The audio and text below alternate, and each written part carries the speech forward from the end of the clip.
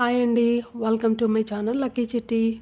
ఈరోజు ఈ వీడియోలో మనము క్యాబేజీతో పకోడీ ఎలా ప్రిపేర్ చేసుకోవాలో చూద్దాం. నార్మల్గా ఏంటంటే చాలామంది క్యాబేజీని తినడానికి ఎక్కువగా ఇష్టపడరు కదా. సో అలాంటి వాళ్ళే కాకుండా నార్మల్గా కూడా మనము పకోడీ ఒకసారి ఇలా అయితే ట్రై చేయండి. చాలా టేస్టీగా ఉంటుంది. అదేవిధంగా మళ్ళీ ఈ విధంగా మనము స్నాక్స్ అయితే చేసుకుని తినాలనిపిస్తుంది. సో పిల్లలు పెద్దలు కూడా చాలా ఇష్టంగా తింటారు. సో ఇది చాలా ఈజీగా క్విక్ ప్రాసెస్లో ఎలా చేయాలో ఈ వీడియోలో ఇప్పుడు మనం చూద్దాం. ఇంకా లేట్ చేయకుండా రెసిపీ స్టార్ట్ చేసేద్దాం. ముందుగా క్యాబేజీని తీసుకుని ఈ విధంగా సన్నగా చిన్నగా మనము పీసెస్లో కట్ చేసుకోవాలండి. సో మనము నార్మల్గా ఇది పకోడీలో కాబట్టి సో పర్టికులర్ షేపే కట్ చేసుకోవాలి అలా అయితే ఏం లేదు. సో నార్మల్గా అయితే ఎలా అయినా కట్ చేసుకోవచ్చు. సో ఈ విధంగా కట్ చేసుకున్న తర్వాత ఏంటంటే మనం చూసారు కదా. సో ఇవన్నీ కూడా మనము వేరొక బౌల్లోకి అయితే ట్రాన్స్ఫర్ చేసుకుందాం. ఇప్పుడు ఇలా కట్ చేసుకున్న తర్వాత ఏంటంటే మనము బౌల్లోకి తీసుకున్నప్పుడు వీటన్నిటినీ కూడా మనము జస్ట్ నార్మల్గా ఎక్కువ ప్రెషర్ యూస్ చేయకుండా ఇలా మనము అవన్నీ కూడా సెపరేట్ అయ్యేలాగా ఇలా ఇక్కడ వీడియోలో చూపిస్తున్నాం కదా. ఇలా ఒకసారి చేసినట్లయితే కనుక మనకి దేనికది విడిపోతాయి అన్నమాట. మనము కట్ చేసేటప్పుడు ఏంటంటే ఒకదానికొకటి అతుక్కుపోయి ఉంటాయి. సో అప్పుడు ఏంటంటే మనకి ఇవన్నీ మనం ఏవైతే దీంట్లో ఇంగ్రీడియంట్స్ మిక్స్ చేసుకుంటామో అవన్నీ కూడా ప్రాపర్గా కలవవన్నమాట. సో మనం ఇలా చేసుకున్నట్లయితే ఒకదానికొకటి అంటుకుపోకుండా సపరేట్ అయిపోయి మనం కలిపేటువంటివి కూడా ఈజీగా మిక్స్ అవుతాయి. సో దీంట్లో మనం ఏంటంటే ముందుగా ఇక్కడ నేను ఒక 2 స్పూన్స్ అయితే శనగపిండి యాడ్ చేసుకున్నాను. అదేనండి బేసిన్ అంటారు కదా అది. అదేవిధంగా ఆ తర్వాత కొద్దిగా కార్న్‌ఫ్లోర్ అదే మొక్కజొన్న పిండి అంటారు కదా అది కూడా ఒక 2 స్పూన్స్. దాంతో పాటుగా బియ్య పిండిని కూడా కొద్దిగా యాడ్ చేసుకున్నాను. అది మాత్రం తక్కువగానే యాడ్ చేసుకున్నానండి, 1 స్పూను.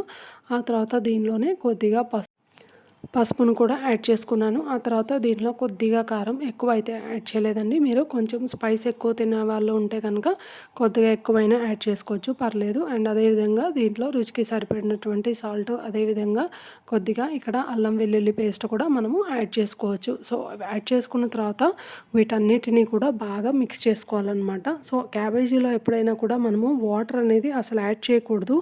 ఎందుకంటే మనకి వాటర్లో క్యాబేజ్లో ఆల్రెడీ వాటర్ ఉంటుంది. మనం ఇవన్నీ ఇంగ్రీడియంట్స్ అన్నీ కూడా మిక్స్ చేస్తూ ఉన్నప్పుడు ఏంటంటే మనకి క్యాబేజ్లోంచి వాటర్ రిలీజ్ అవుతుంది. సో ఆ వాటర్ అనేది ఏంటంటే ఆ మిశ్రమానికి సరిపోతుందన్నమాట. సో దీంట్లో నేనంటే ఇక్కడ కొద్దిగా ఫుడ్ కలర్ అయితే యాడ్ చేసుకున్నానండి. ఇది పూర్తిగా ఆప్షనల్.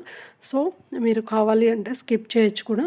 చూసారా, ఈ విధంగా అయితే మనకి వాటర్ అయితే క్యాబేజీలో ఉన్నదే సరిపోతుందన్నమాట. లేదు మనకి కొంచెం లూజ్గా కావాలి అనుకుంటే సో కొద్దిగా జస్ట్ వాటర్ స్ప్రింక్ లాగా చేసుకోవచ్చండి, మరీ ఎక్కువ అయితే యాడ్ చేయకండి. సో మనకి ఫైనల్గా అయితే ఈ విధంగా బ్యాటర్ అయితే ప్రిపేర్ చేసుకోవాలి. చూసారు కదా, ఇక్కడ వీడియోలో చూపించినటువంటి విధంగా టెక్స్చర్ అయితే రావాలి. సో ఇప్పుడు మనము స్టవ్ ఆన్ చేసుకుని కళాయి పెట్టుకుని కళాయిలో మనకి డీప్ ఫ్రైకి సరిపడినటువంటి ఆయిల్ని అయితే వేసుకోవాలి. ఆ తర్వాత ఆయిల్ బాగా హీట్ అయ్యిందా లేదా అని ఒకసారి చెక్ చేసుకోండి. హీట్ అయిన తర్వాత మనము ప్రిపేర్ చేసుకుని పెట్టుకున్నటువంటి పిండిని డైరెక్ట్గా మనము ఈ విధంగా పకోడీ ఎలా వేసుకుంటామో ఆ విధంగా జస్ట్ ఆయిల్లో వేసుకోవడమే. సో వేసుకున్న తర్వాత అయితే వెంటనే ఏం కదిలించకండి.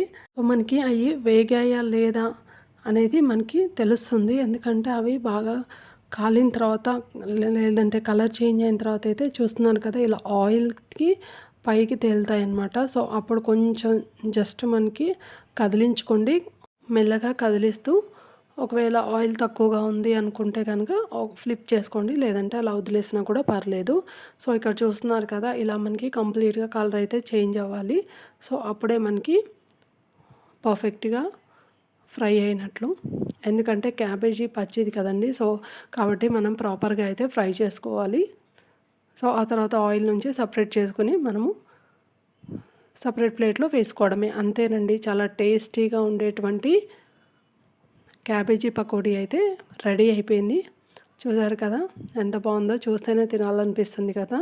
సో తప్పకుండా మీరు కూడా ట్రై చేయండి. ట్రై చేసి ఎలా ఉంది అనేది కామెంట్ సెక్షన్లో కామెంట్ చేయండి. సో మనకి క్యాబేజీలో ఏంటంటే సి విటమిన్ ఎక్కువగా ఉంటుంది. అండ్ ఆ తర్వాత మనకేంటంటే ఆయిల్లోనే కొద్దిగా కరివేపాకు, అదేవిధంగా పచ్చిమిర్చి ఫ్రై చేసుకొని మనము క్యాబేజీ పైన గార్నిష్ చేసుకోవచ్చు. అండ్ మీరు చూస్తున్నారు కదా, క్యాబేజీ అయితే చాలా బాగా వచ్చిందండి. టేస్ట్ అయితే చాలా బాగుంది.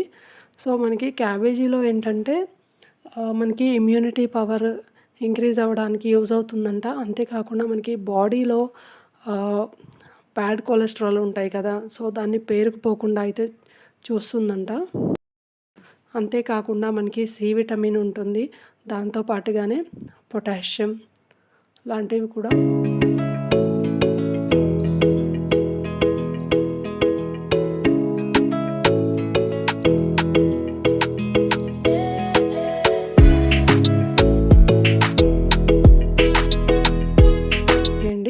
సబ్స్క్రైబ్ చేయడం మాత్రం అస్సలు మర్చిపోకండి. ఇలాంటి మరిన్ని ఇంట్రెస్టింగ్ వీడియోస్ కోసం please subscribe and thank you for watching.